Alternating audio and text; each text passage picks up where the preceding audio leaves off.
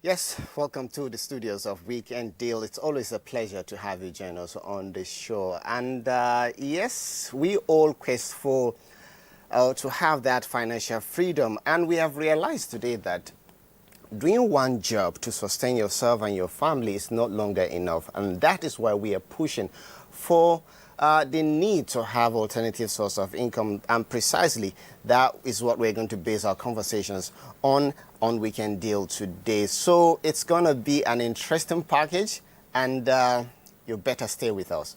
My name is Suleiman Babajia Usman, and of course, that beautiful young lady is here with me. Yes, of course. I am Aisha Maigarikana. And talking about alternative income, do you know that an average millionaire has about 7 sources of income? Suleiman, in Nigeria, as a layman, we call it side hustle. Yes. Bet you, I'm sure you have one. Yes, of course, definitely. It better be in the agri sector. It is. What better way to move forward these days than agriculture? And that's another way. You know, there are some people who are of the view that the civil service rule on private practice needs to be reviewed, yes, given the fact that it's only allowed people to engage in agriculture. But how many people are successful, you know, doing agribusiness now? How many people know it? Maybe when the rule was established, there were some, you know, consideration, but maybe it's high time Nigerians began to think about reviewing that law. And of course, a whole lot of that and other companion segment will come your way on the show today. No one can say no to other sources of income, and that is our focus today. And this time around, Francis Ogbe is taking us on this lead. The cost of living in Nigeria today is very high due to several factors such as the coronavirus pandemic, the fall in international crude oil prices, and the dollarization of the Nigerian economy. Consequently, people are devising different measures to make ends meet. One of such measures is the adoption of a second job, popularly referred to as side hustle or side job. If a parent who has a static income has to go to a private school to get good education for the children, it means that the income that such a family has access to must be augmented. When you have a family, another thing that is of concern to that family is their health and well-being. Needs to go to private hospitals because public hospitals are not able to provide the services the way they would have loved to receive them. We truly and genuinely need to have enough income with which we can meet the minimum standards of living in the country. There's nothing wrong in having a second source of income, at least as a supplement or to make up from the shortfalls you see in your earnings. But you have to know the terms of the current job you are doing to know if you are permitted to do that legally. In civilized clime, a lot of people hold 2 or more jobs to sustain their lifestyles. But this is not too common in Nigeria, as most civil servants, for instance, restrict themselves only to their monthly paid jobs. If you're already in paid employment, be it private or public, when you signed on, there are some terms of employment. The terms of appointment and employment are very key for us in this regard.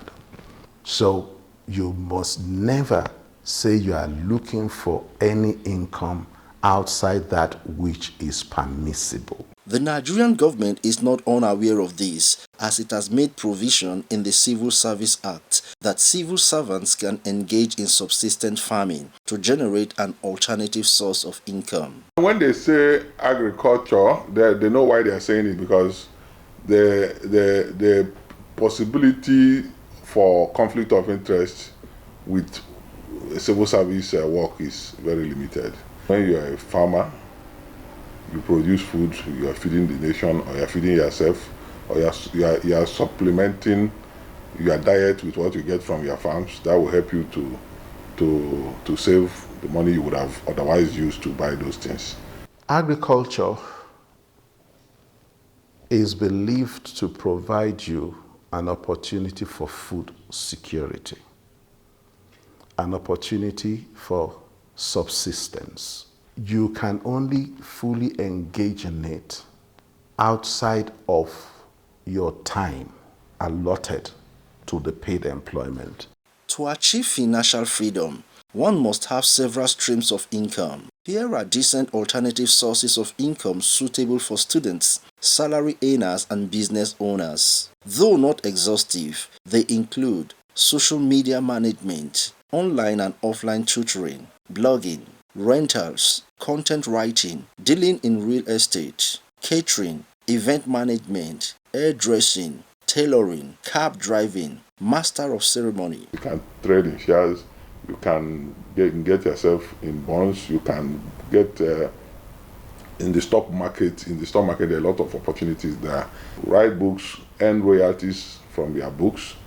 I know it can be difficult. Some people may be discouraged. I do not want to be self-published and then struggling to sell my books. But don't allow all those odds to scare you. Work of arts, painting, dancing, acting, all those things, I don't know, think the civil service law forbids those ones. Then agriculture, continue the value chain is plenty. You can be involved in poultry, you can be involved in cropping, you can be involved in aquaculture, you can be, just name it, it's limitless. Before you start earning additional income, it must never be found to jeopardize your formal engagement.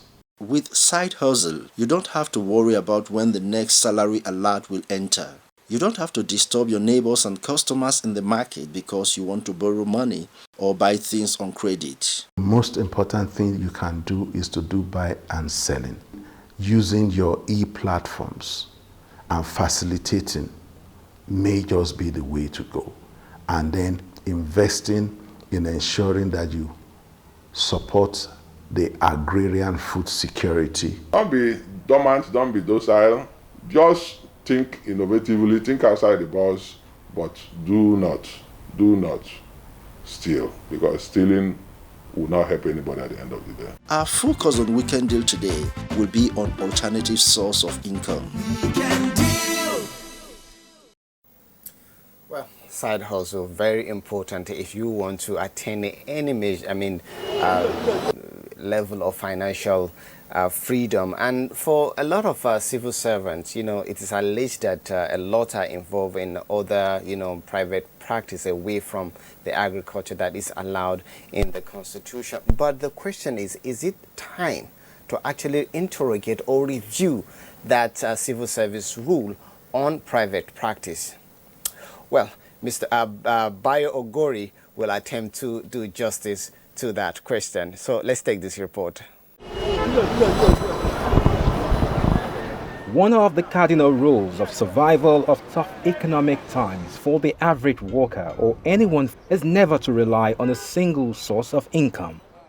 If you do other things outside farming and it's not in competition with your work,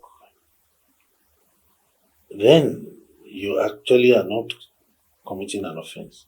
But once you do, you flout the code of conduct for public officers, which is in the 5th schedule of the Constitution. As a civil servant, I don't have any business. I don't. We civil servants, our take home does not take us home. It ends in the market. It cannot even afford feeding, talk more of paying your children's school fees. I do some good jobs like buying and selling. Nobody in Nigeria can do one business alone and survive. You can barely survive without running some errands around to make ends meet. And so I do such at my convenience. Civil servants are advised to consider other streams of income. To survive tough economic times, civil servants should think out of the box, make informed decisions, and consider other streams of income as a survival strategy. However, the 1999 Constitution of the Federal Republic of Nigeria forbids civil servants to engage in other business interests outside farming. While farming is considered as a noble profession with high returns on investment, it is not a job for everyone. Some would have preferred to engage in other line of business. No, one has an option. You don't have to work in public service. If you choose to work in public service, like choose to be a priest. It's just so that you can feed yourself in your own private area. Maybe Saturdays and Sundays, you go to your farm. Then that the proceeds of the farm, if it feeds your family, you know that your salary is meant for other things other than feeding. Have a garden that maybe basic things, tomatoes, onions, and the rest of them. You go in, pluck it at will. But such things are there to... We know the take-home pay is not good.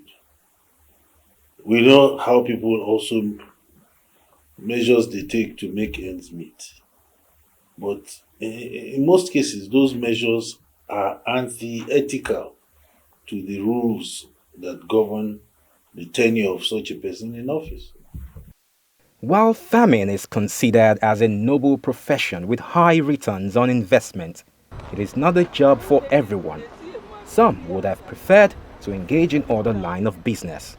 The provisions of the Constitution were well thought out to avoid conflict of interest and ethical issues. However, some observers are of the view that there is a need for a review or amendment of the law prohibiting civil servants from engaging in other business practice outside farming to meet up with current economic realities of the day. The reason for prohibiting in writing, that is by the Constitution, that civil servants should not engage in other external business is to avoid conflict of interest. The moment you have a civil servant who has advanced knowledge of government policy in various areas of government, he can set up his own business and use that knowledge to undermine even the objectives of government, especially in currency issues, foreign exchange issues, commerce, export, import. So you're either a civil servant or you are not. You see, because we've reached a point in this country whereby people tend to forget that there are laws, or tend to forget the purpose for which those laws have been made. And when they lose sight of the idea, they start having this kind of ideas saying that what is clearly written in the Constitution should be, you have a choice. Resign and go out into business. The need for civil servants and other workers in the formal sector to embrace agriculture and imbibe the habits of fiscal discipline has become imperative as a survival strategy. Like Caesar's wife, public servants are expected to be above board.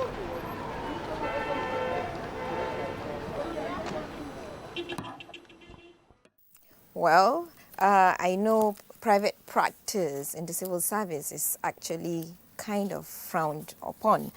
But then we are going to do justice to this feature that we just watched just now, because we have joined us in the studio Dr. Kabir Kabu Usman, who is a former Director General, CEO, Center for Management Development.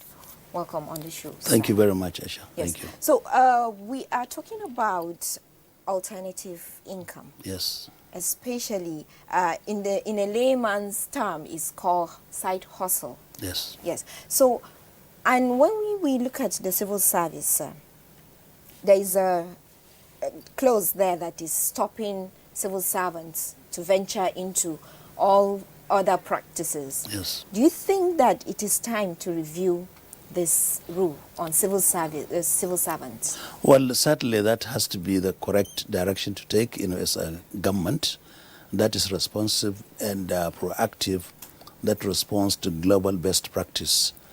But one of the problems we have got is even us, the civil servants or those who are we are retired now. But the reality is a lot of the civil servants are not really fully aware, in terms of their rights, of embarking on agriculture.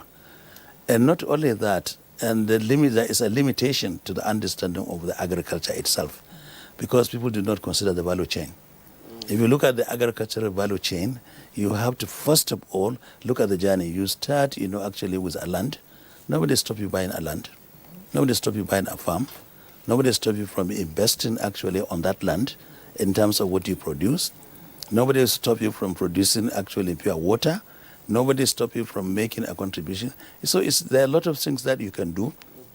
Issues about the seeds, and then issues about even the cultivation, of that particular. You can use mechanized farming and all other things like that. Nobody stops you actually from that. And actually the delivery even to the market. So the value chain, the storage in terms of actually the various, kind of storage facilities that you have, nobody stops you from investing on that.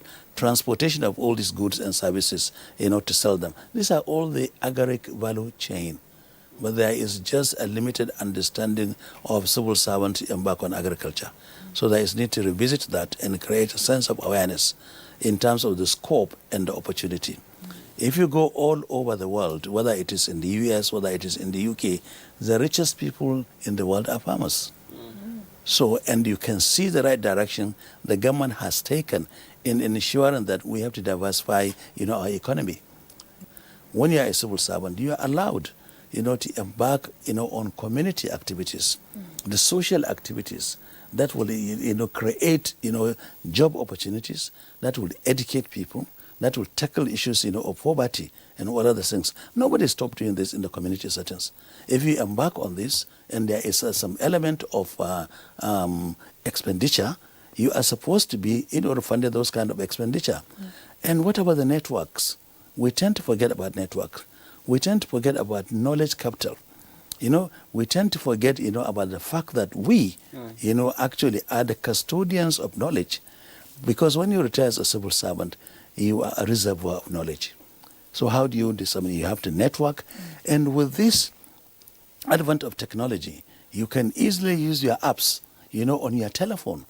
And you can embark, in terms of, buying and selling of what commodities. That is commodity exchange. And these are all associated, with actually agriculture. But people don't really see it that way. You can sit down here and you can sell your commodities in Paris. You can sell your commodities in Singapore. You can sell your commodities actually in the United States. But you are thinking, I have to go and take a hoe and physically own a farm and just go and actually cultivate that farm. And that is exactly what a civil servant is expected to do. No, I'm sorry. We missed the plot. Well, okay. Okay, actually, I want to add up on this, a follow-up question. The thing is, catch them young. And when we look at, like Suleiman earlier said, it's like we are cultured to look towards white-collar jobs. Yes. And this starts from secondary school, yes. primary school. Yes. And so when we go down to all this primary and secondary school, there was a time someone was telling me that during their days, they used to go to farm, yes. like for their teachers, for their principals and all that. But these days, when you look at the curriculum of the schools, yes. agriculture is actually optional. It's yes. an optional subject. When I was in secondary school, I was actually asked to do either agriculture or home economics. Home economics. So now, is it not time to review that? because agriculture is a way forward. Yes. Can't we go back to our school system and review the system? Well, sister, I entirely agree with you. That should be the direction of government. And I'm glad to say that the Federal Minister of Education, Adamu, has got approval, to establish the National, Secondary School, Senior Secondary School Commission.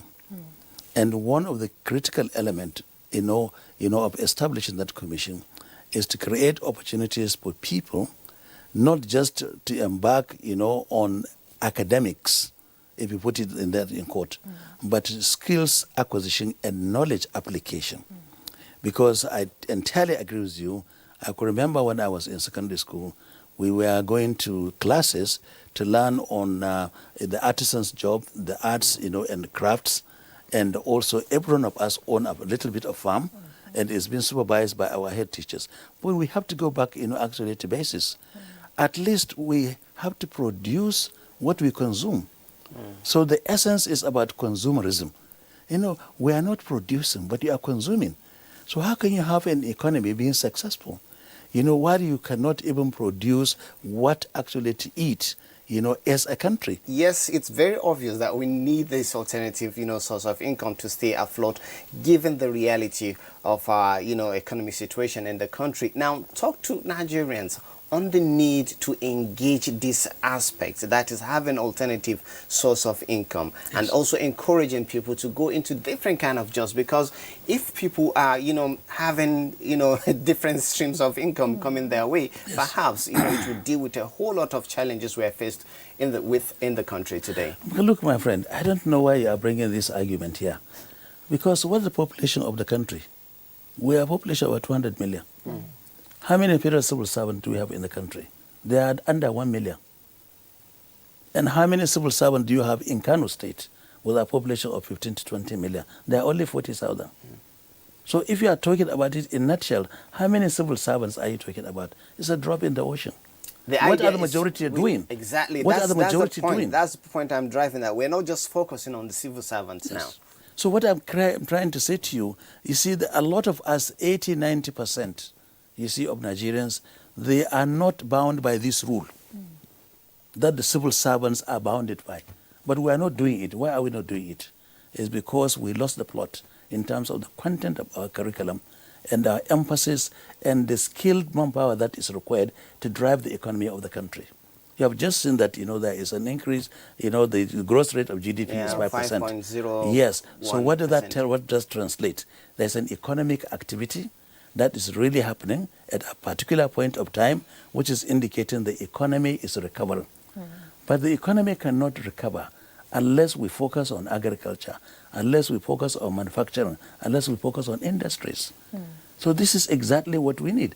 What stops you as a civil servant, to buy shares, of an industry that is producing water? You're allowed to buy shares. As a civil servant. Why are we not thinking outside the box? The problem is because we are prisoners of our own making. Well, prisoners of our own making, certainly nobody wants to be in that cage. Exactly. We have to think outside the box. Thank you very much, Dr. Kabo, for speaking to us on this. And I'm sure you encourage, people to do different kind of things to stay afloat. And I know someone who is really, really making good of that. And of course, this report is coming from NTA TV. It is no longer news that building multiple streams of income has become a necessity to many people in the country. Majority of Nigerians are struggling to make ends meet, and most have ventured into other businesses and skills as a means of meeting their financial needs and also fatten up their savings account. The Weekend Deal crew met with Mr. Michael Shalako, a former staff of the Nigerian Television Authority (NTA), and a seasoned baker who ventured into other sources of income generation, and he tells his story.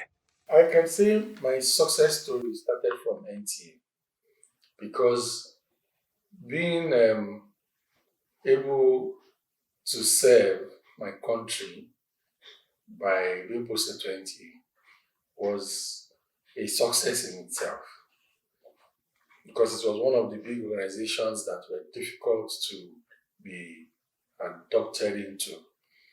And for me to serve there and I was retained, it's a big testimony. Everything started from there. I met wonderful people, starting from Atibola Oyeyemi, Sayyid Ismail Ahmed. Oh my God, wonderful people. And then I met Wale Kuka. That is a wonderful, wonderful man, because he made us see our potentials. One will wonder how he was able to start up an additional source of income, which led him to become an entrepreneur. I was closer to my mom because I was helping in her business. After school, it's her business. Sometimes before school, we quickly hawk something and then prepare for school. So that spirit has always been there to provide for myself. While my colleagues were waiting for their parents to probably give them pocket money, when I hawk, I add money to what I'm hawking and I make my own money. Achieving the best in whatever skill you love to do, you need to set a standard for yourself so you can be outstanding in your alternative source of income on being successful and also set priorities. Failure is a recipe for success. Because if you don't fail, you might not learn how to actually succeed. When you fail at something, it should give you that push to try another way and you'll get it. That's what has worked for me. Considering the current economic reality, most entrepreneurs are faced with one challenge or the other, which affects their businesses on a daily basis. Challenges. We're all in Nigeria. We all know the issue of power is affecting us seriously. This power you're seeing right now, when we load 20,000, we get about 300 units. 300 units goes off so fast. So running a business and everything runs on power. Even our oven uses power, apart from gas. So it's a lot of challenge. And the one that is peculiar to bakers is bad roads. Oh God.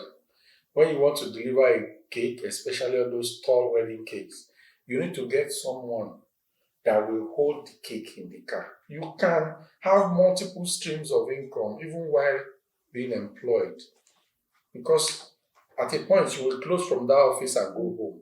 That time you are spending at home, you can think of something. And if you think, oh, I need my time, my family time, no problem. You can be a consultant. For example, you're a producer in NTA. You can consult for new stations that are springing up. That, oh, this is how we do it. This is how you set up your office. This is how they pay you as a consultant and you're fine. So everybody can do something. All in all, alternative source of income helps in planning the finances for future target in a more organized manner with a huge struggle. So, why don't you find additional means of topping your daily income? Maybe the director, if you can get this. Well, Elizabeth actually made this from waste to wealth, if you like. Wow, that's It's beautiful. an interesting one. With her, of course, she's full of surprises. She just believed that she must be creative and, find a way to save costs. Exactly. Which is very, very important, most especially as we talk about, having other streams of income. And joining us in the studio, we have Anibe Achimugu, is the president of National Cotton Association of Nigeria. You're welcome to our studios. Thank you for having me. Now, before we go into some of those opportunities, we can leverage on as far as the cotton industry is concerned. Talk to us about the need to have alternative, source of income in our economic reality today. Yes, thank you very much. I think that because of unfortunately, the harsh nature of our economy and our environment, generally speaking, it is important that one is able to generate multiple streams of income. I say that because even for the employers, it's difficult enough to sustain salaries, talk less of salaries that are livable, put it that way. Yeah. So for that, I think Nigerians generally, we are resourceful people anyway, entrepreneurial in nature. And I think that we need to just put that into play and be encouraged. And even employers should encourage actually their staff to look for multiple revenue streams, yes. Obviously, within the scope of not, avoiding or interfering with their normal day-to-day 9 to 5. But it is important. And as the family grows and people are, the harsh reality with COVID, we have learnt a lot. I've learnt a lot from COVID. When other economies have shut down their own economies and they are taking care of their people, it means that you and I don't have any alternative but to take care of ourselves. So we have to look within. Some say, COVID actually is a blessing in disguise for most Nigerians because it forced them to start thinking about alternative, sources of income. But now I know cotton industry is one of those industry that was hugely affected by discovery of oil in the country. And you say, I was reading some stuff you sent to me about the gradual pickup of the, industry, most especially with the interest of the government. Now, talk to me about those opportunities people can, actually be exposed to as anytime they interact with the cotton industry today, and boost other, to add to their stream of income. Okay, thank you. But before we started, you asked if I was involved in any other source of revenue generation. And I said to you, no, that I'm focused on this cotton. Because cotton is so wide in terms of the value chain. Of course, from the farming, there are multiple streams of income that you can generate from farming alone. There's the ginning aspect, there's the textile aspect, there's the garmenting aspect. When you put all that together, you are talking of a crop that is both a food crop and an industrial crop. Now, when you talk about the food aspect, you are talking about, animal feed and so on and so forth. When you are crushing the oil, you can look for cotton wool. So it's so wide. So it's a matter of saying that, look, this is the area that I want to concentrate on for whatever reason. And you will be able to make and generate for yourself good income.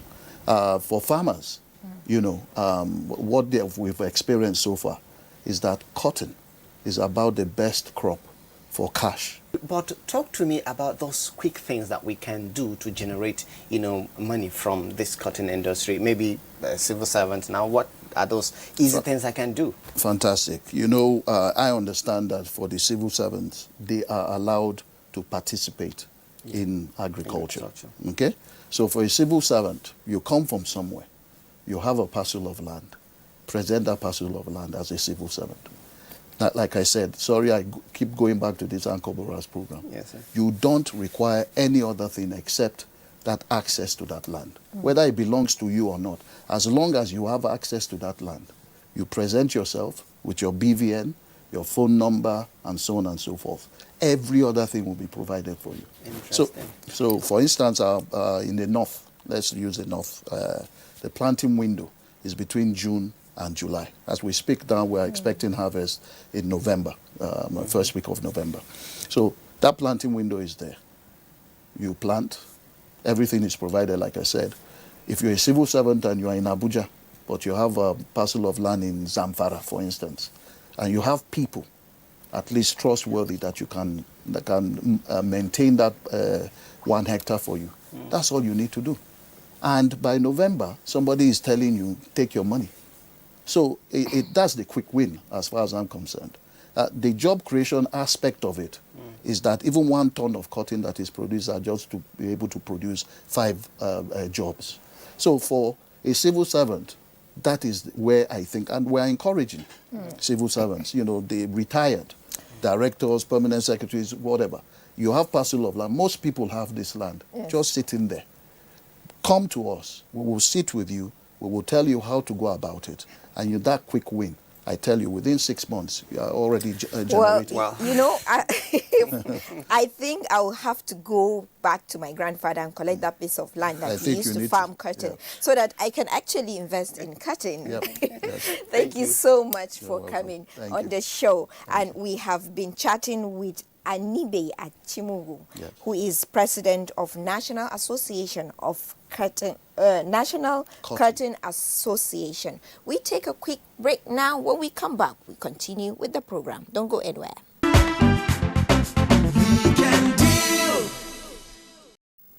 Well, thank you for staying with us. And if you just joined us, yes, you have missed a lot, but we still have more to come your way. Still talking about alternative, source of income. And yes, I know that the POS, that's point of sale business, is actually booming now. A lot of people are going into it. And NTA Ibadan actually took their time to package this report to look at the prospect and challenges of having that as an alternative source of income. The government at the federal and state levels are saddled with the responsibility of providing basic amenities for its citizenry, amongst which is provision of employment. The high rate of unemployment and the need for youth to diversify and also be an employer of labor has brought about many innovative ideas.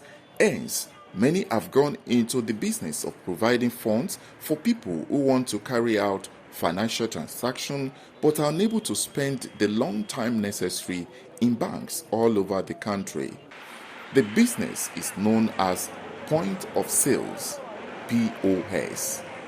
POS business is a cash minting business which has silently been going on without much awareness but now gaining serious popularity. It is known fact that trading in money or money-related ventures is very profitable. This is a business that has provided jobs for thousands of people, especially the youth. I don't need to start calling customers, looking for customers.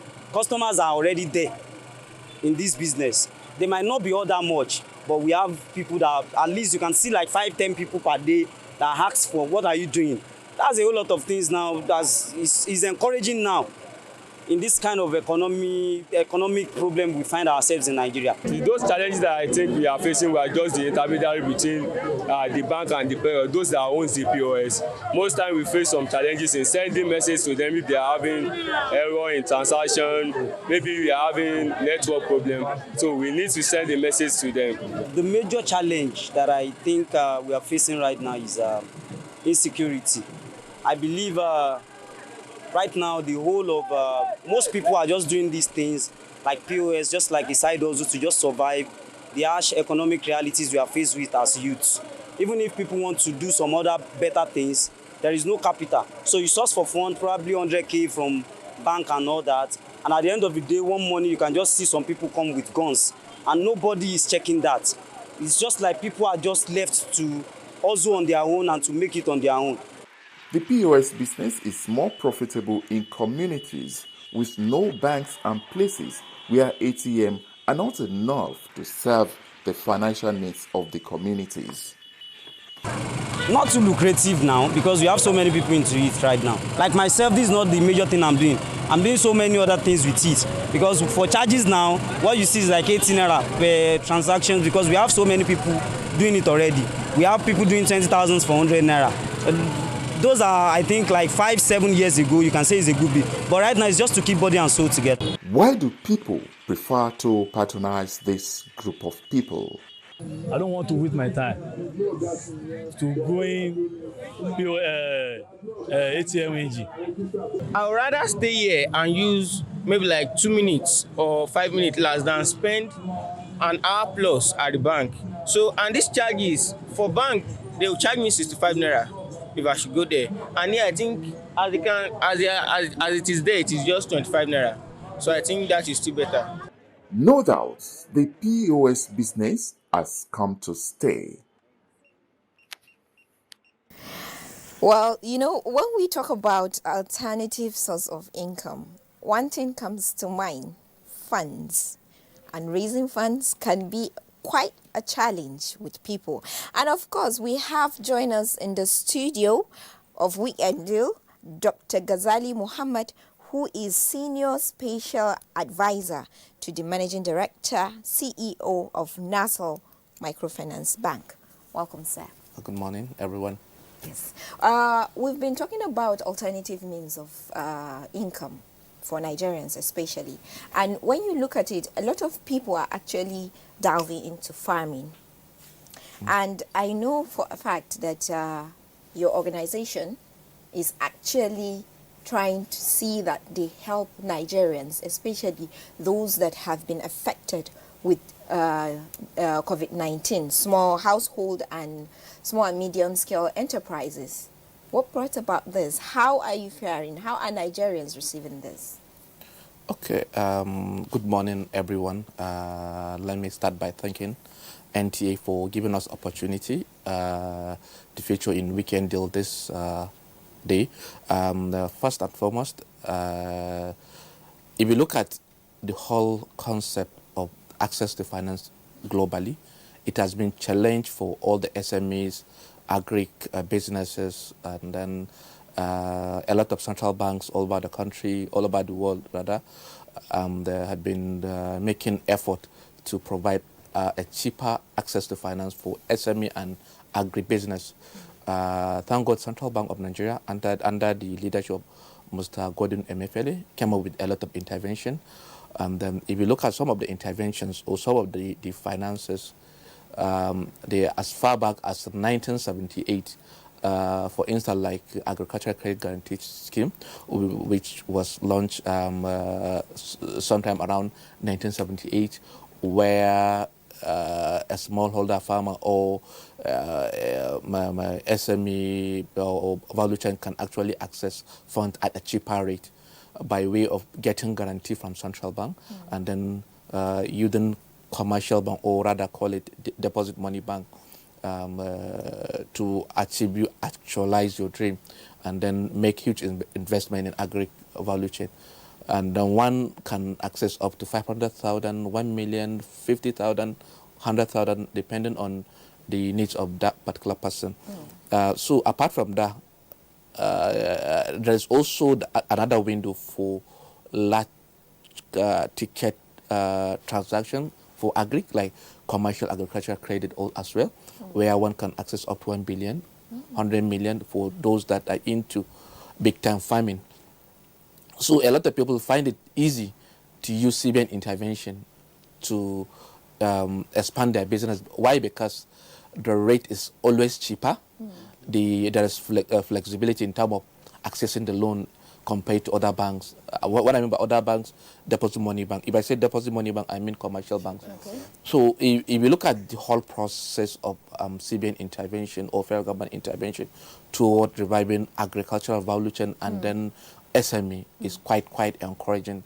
As a national microfinance bank, we have the mandate of providing access to finance to people at the grassroots.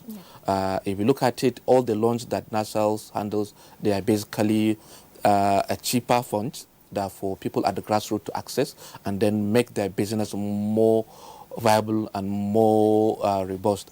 I can take you to one by one what we do in terms of the variety of facilities that people can take.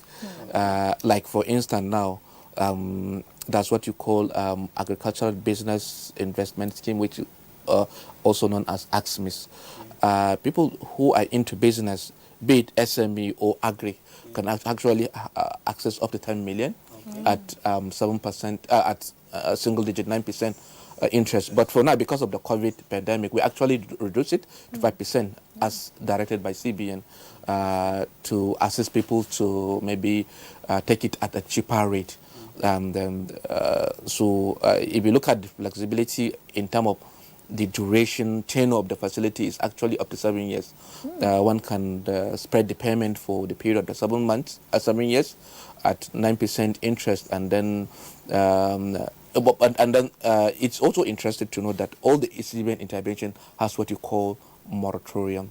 What that means is it will allow you it will allow your business to stabilize before you start repaying. Because I know some people who have access to that loan and then they are saying, yeah, my business is really doing well and I really want to start paying back. And they are telling me to wait until that 1 year period. Yeah, but if you look at it economically, if you have a business that is doing well and you don't want to be incurring more cost of funds, you can pay back. You can liquidate your loan. Nobody will stop you from paying your loan back. When your business is doing well, you don't need the loans at all. They can go to any bank and then write and liquidate your loan.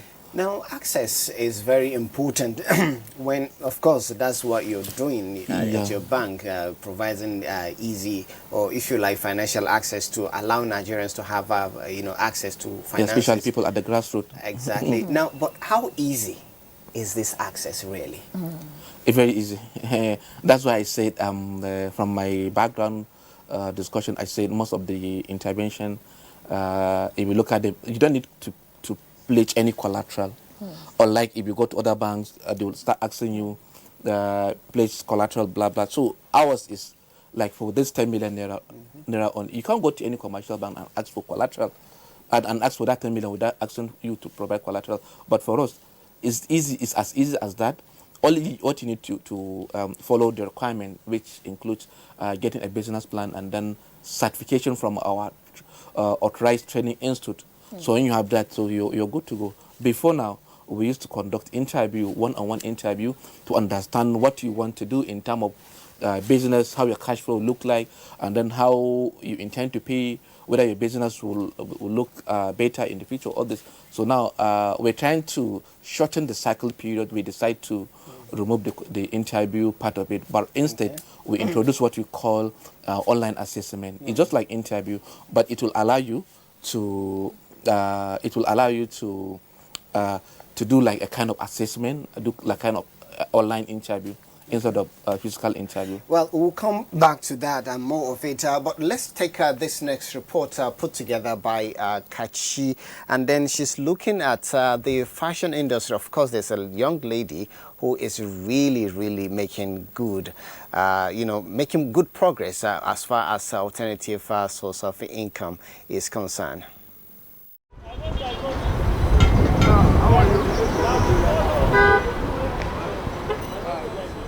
In this economic climate, Nigerians whose livelihoods depend on a low income or minimum wage budget find having multiple sources of income to be crucial.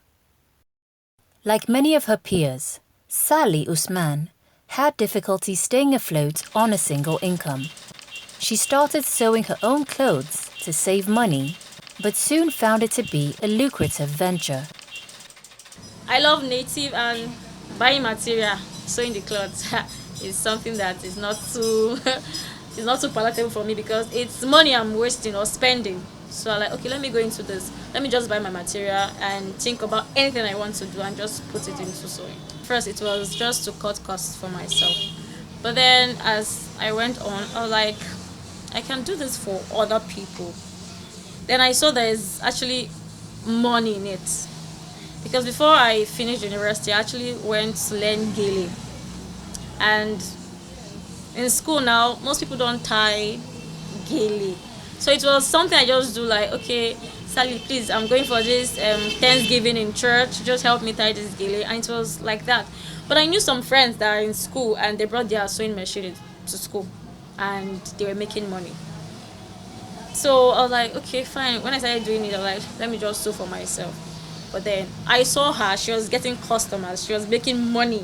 And I'm like, this is not for myself again. I can go beyond this. Balancing multiple means of employment can be a challenge. Transitioning your alternative source of income to your full-time job can pose an even bigger risk. Usman believes she was able to take on that risk because of the encouragement and training she received from her family members who were already in the business. My cousins from my paternal home, they are also into tailoring. Like, it's a family thing. It actually made it easier for me. Because unlike what I thought, maybe I wanted someone to scold me, why are you not doing this like this? Why are you not doing this wrong? You're not, no. It was filled with love, so it made me learn faster. I bought a new machine, started making gowns, from there skirt and blouse and all. So it's something now I enjoy doing. So almost everybody is going into the fashion world. Like, so many ladies are going into the fashion world. So for me, in order for me to build my business, I have to be creative.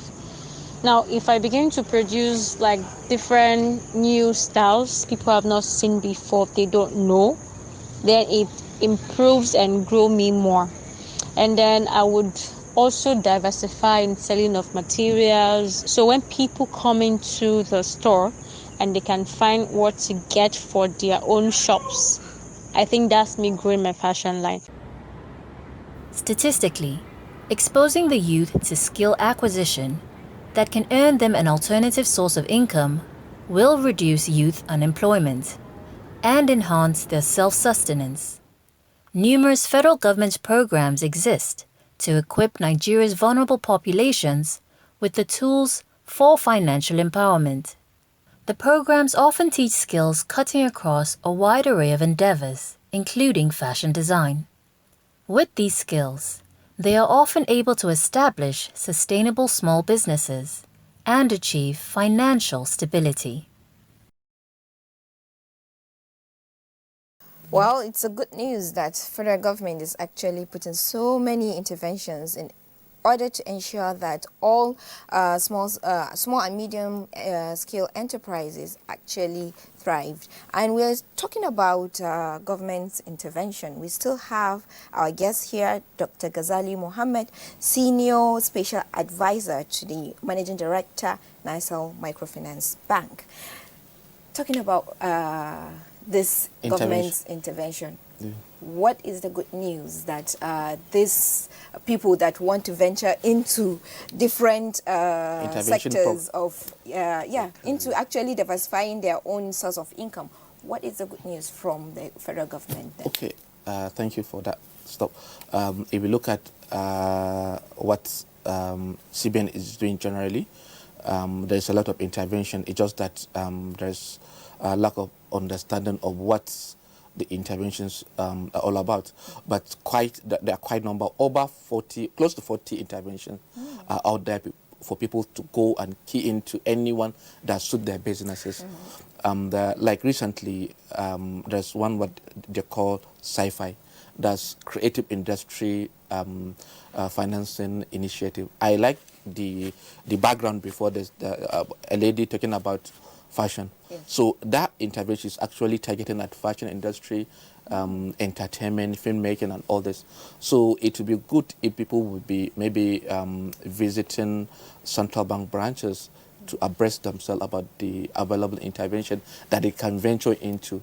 Or they can go to Google CBN website and get a lot of information. Yes. Okay, Dr. Ghazali, quickly, I know that National Microfinance Bank has reopened its portal. Can you talk to us about that quickly? Okay. In order to also address the issue of financial inclusion, which we're trying to provide access to finance to all Nigerians, irrespective of their locations, their locality. Central Bank came up with what we call non-interest banking, and then for targeted credit facility, and AXMIS.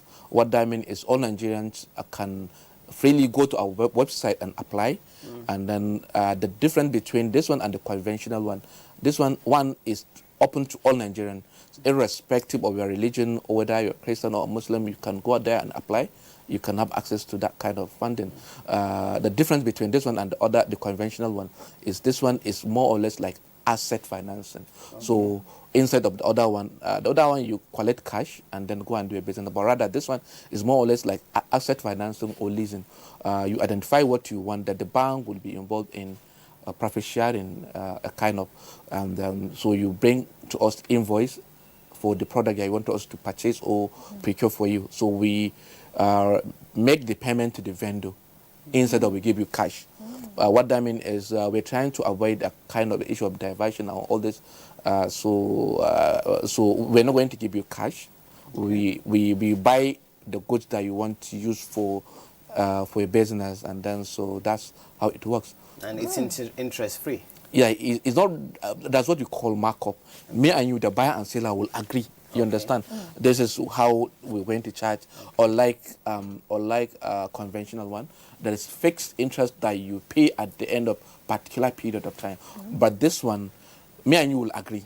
Okay. We instead of calling it markup, interest, we call it markup. Okay. At the beginning of transaction, we agree. So we pay that markup, and then have the transaction consummated. And then, of course, for more clarification, you can walk into any National Microfinance Bank branch to find out more details. I'm sure you will have more important details, and it is encouraged that you go to their website and actually apply for some of these loans. Thank you very much, Dr. Ghazali, for speaking to us on Weekend Deal. It's always a pleasure to have you join us on the show. Thank you so much. Yes, well, we are talking with Suleiman here, talking about what are we going to go into as our alternative means of income. Suleiman, what are you going to try? I know I'm a farmer already. I'm also a farmer. And I'm adding cotton to my farm. I'm a farmer. Yes. Any day, anytime. Of course, involved in value chain. What are you farming? No, well, I am selling kuli kuli. That's granules, actually. You can go into granules, Yes. Exactly. We need to expand this business. Granules, curtains, poultry, and all that. And of course, like a good friend of mine said, you need to develop yourself all the time and create value for yourself. By the time you're done creating value for yourself, money will follow you. Like I opened earlier, I said that actually the character of millionaires is they have about multiple streams of income, like seven streams of income. So let's start with that. Let's start with one and then we'll venture into others. It has been a fantastic outing here. Yes, my director is there smiling already. And see you tomorrow, same time, same station. I am Aisha.